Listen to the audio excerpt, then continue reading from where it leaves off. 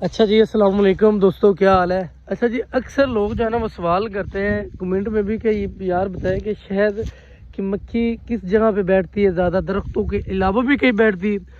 तो मेरे प्यारे भाई, आप सबके लिए ये जवाब है कि शहद की मक्खी उसको जिस दरख्त पे भी जगह मिलनी है या उसे जगह पसंद आती है तो उसने उधर बैठ जाना है।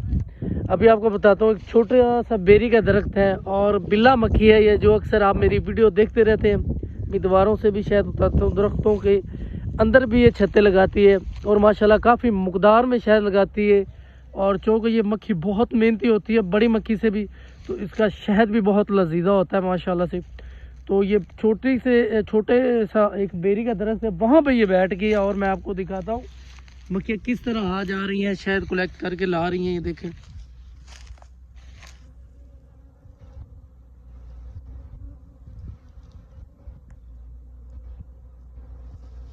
और तमाम भाइयों से गुजारिश है कि मेरा यूट्यूब लिंक है वो लाजमी सब्सक्राइब करें। अस्सलाम वालेकुम।